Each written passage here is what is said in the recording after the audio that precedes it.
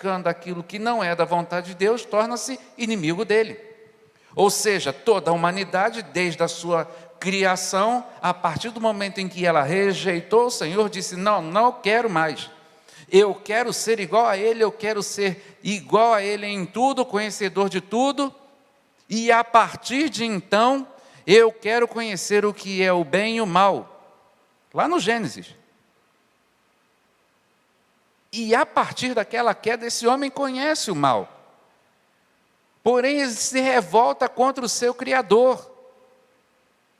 E nessa revolta contra o seu Criador, ele maquina, planeja, pensa, cogita em sempre praticar o mal. Ou seja, todo aquele que é nascido de carne, ou seja, toda a humanidade, ela já é gerada no pecado original, naquele pecado cometido, naquele desvio que aconteceu lá no jardim. E a partir desse momento, a partir desse nascimento, todos estão destituídos, separados da glória de Deus. Ou seja, não adianta apenas ser bonzinho, continua sendo inimigo de Deus. Não adianta praticar benfeitorias, não adianta praticar a fraternidade, não adianta pensar apenas em obras, continuará sendo inimigo de Deus. Paulo está dizendo claramente: porque vocês fizeram isso, porque vocês continuaram assim, Deus os abandonou. Em outras palavras, a humanidade hoje ela está abandonada por Deus. Não porque Ele quer, mas porque o homem o abandonou. É como se fosse assim: eu não quero o Senhor. Você não quer? Eu não quero te seguir. Tudo bem, faça o seu caminho. E por tudo que o homem vem cometendo, a Bíblia diz que Deus deu a esse homem uma mente reprovável. Reprovável em quê? Em maquinar tudo aquilo que é contrário à vontade dele. A mente reprovável é aquela que só pensa naquilo que é mal. Eu não gosto muito de entrar nessa seara. Mas o Brasil está prestes a tornar válido o aborto. Ontem a ministra do Supremo já lançou mão disso. Todo tipo de perversidade está acontecendo. Se você depois em casa parar e analisar todo o primeiro capítulo que nós lemos aqui, você vai ver que aparentemente não, mas é concretamente o que nós estamos vivendo.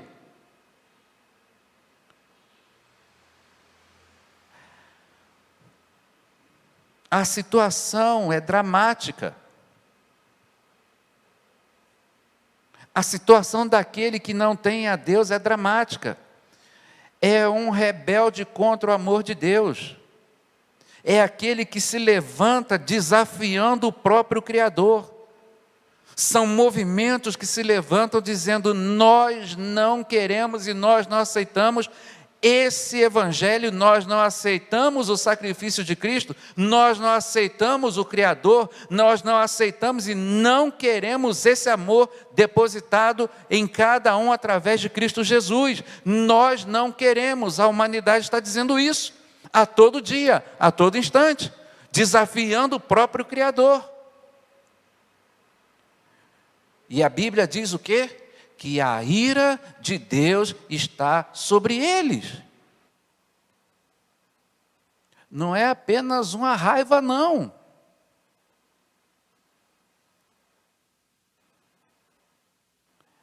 E isso é tão sério,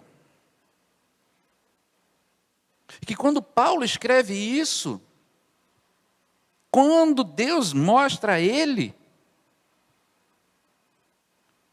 parece que ele está, naquele momento, dizendo, não, não é só o povo romano, essa carta não é apenas para a igreja de Roma, aquele povo que era completamente pervertido, onde vários imperadores praticavam, sim, atos terríveis.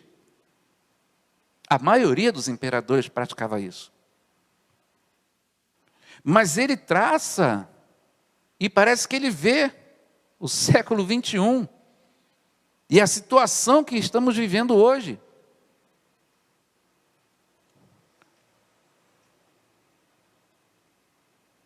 Insolentes, arrogantes, presunçosos, inventam maneiras de praticar o mal. Mariana, isso é muito sério. E nós estamos nesse mundo, vivendo nesse mundo. E aí vem lá o capítulo 5, lá no versículo 6, como é apenas uma reflexão. Vejam, que eu falei, volta lá no 1, que existe um debate teológico aqui, que nós não vamos entrar. Mas ele diz que Deus já se revelou a toda a humanidade, através da própria criação dele, através de olhar para o céu e ver o firmamento, através de olhar e ver a natureza, contemplar a criação desse Criador. Deus já se revelou ao homem. E é interessante que Paulo diz o quê? Que esses homens são indesculpáveis. E aí nós vamos entrar, e não é o caso, mas entrar nessa seara daqueles índios e do povo que não conheceu, como é que fica a partir dessa mensagem aqui. Não vamos entrar nessa parte, mas Paulo está dizendo que a revelação já foi dada. E esses homens são indesculpáveis. Indo lá para o 5. Versículo 6. De fato, no devido tempo, quando ainda éramos fracos, Cristo morreu pelos ímpios. Dificilmente haverá alguém que morra por um justo, embora pelo homem bom, talvez alguém tenha coragem de morrer. Mas Deus demonstra o seu amor por nós. Cristo morreu em nosso favor quando ainda éramos pecadores. Mas como agora fomos justificados pelo seu sangue, muito mais ainda por meio dele seremos salvos da ira de Deus. Se quando éramos inimigos de Deus, fomos reconciliados com ele mediante a morte do seu filho, quanto mais agora, tendo sido reconciliados, seremos salvos por sua vida. Não apenas isso, mas também nos gloriamos em Deus por meio do nosso Senhor Jesus Cristo, mediante quem recebemos agora a reconciliação. Paulo, então, dá à humanidade uma esperança. Ora, se no início do capítulo 1, no início da sua carta, ele vem dando toda a situação terrível, catastrófica do homem e da humanidade, ele vem dizendo que aqueles que estão agora em Cristo estão sim sendo reconciliados por ele, justificados pelo seu sangue. Os outros permanecem sob a ira dele. E ele vem dizendo, não é porque você é bonzinho, não. Não, é porque você foi justificado por ele. Porque o seu amor veio sobre a sua vida. Porque senão você seria o quê? Inimigo de Deus, da mesma forma que os outros. Não há entre nós nenhum homem que seja bom. O que muitas vezes acontece é que nós temos lampejos de bondade, mas que sempre a carne vem dizendo: faça isso, ou não faça isso. Se não fosse o Espírito Santo na sua vida, na minha vida, na vida daqueles que o aceitaram, se não fosse o Espírito Santo que refreasse, ou que refreia, muitas vezes através da sua própria palavra, através do seu próprio entendimento, através da nossa comunhão com Ele, seríamos tão maus quanto os outros. Mas porque o Espírito Santo habita em nós, Ele nos refreia. Ele nos mostra muitas vezes: olha, você está errado. Conserta isso aí. Senão seríamos iguais aos outros. Por quê? Antes de sermos justificados, éramos inimigos dele.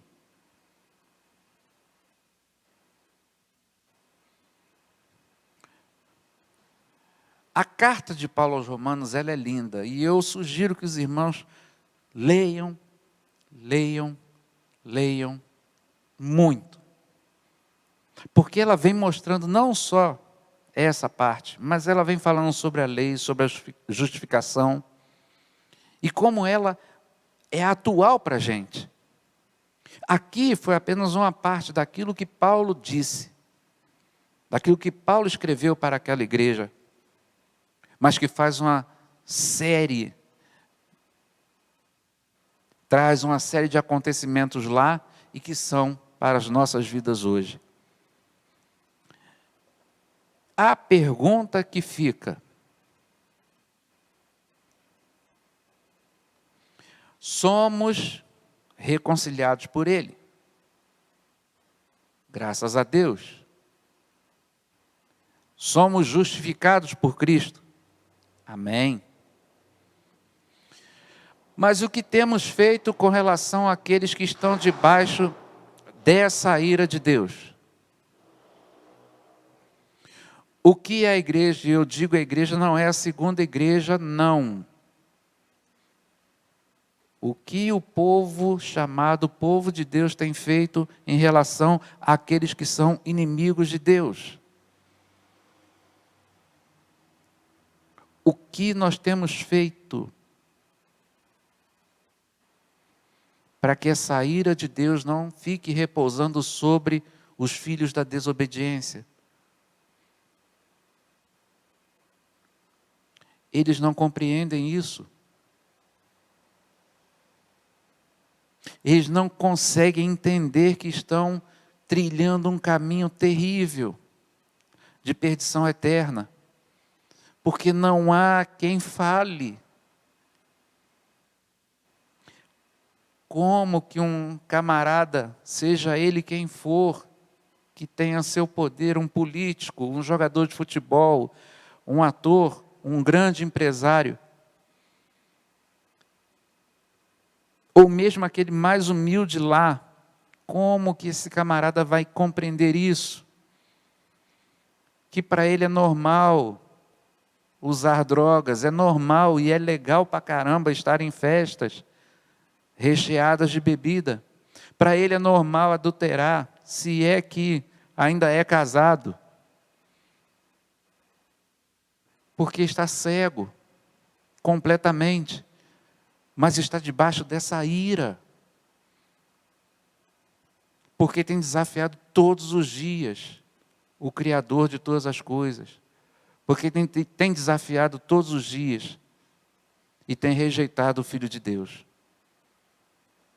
E nós? Como alcançar esse povo? Graças a Deus que nós temos a certeza da salvação. Mas e eles? Como ficarão? Não é verdade? É sim. Para vocês verem que o Evangelho de Cristo é muito sério. que a nossa vida aqui, ela é muito séria. A nossa missão aqui é muito séria. Que Deus nos abençoe a orar mais, a ter uma comunhão com Ele ainda maior, para anunciar o Evangelho a todo tempo. Amém? Vamos orar. Tua palavra, Senhor, ela é muito, muito forte, quando mostra, Senhor, a total decadência da humanidade, por culpa exclusiva do próprio homem. O teu amor, ó Deus, alcançou, através do teu Filho Jesus, a milhões de pessoas que hoje celebram a salvação em Cristo Jesus. Mas, ó Deus, nossa preocupação no dia de hoje é com aqueles, ó Deus, que ainda nem sabem a seriedade que é estar longe do Senhor. Quantos, ó Deus, que se levantam contra o Senhor,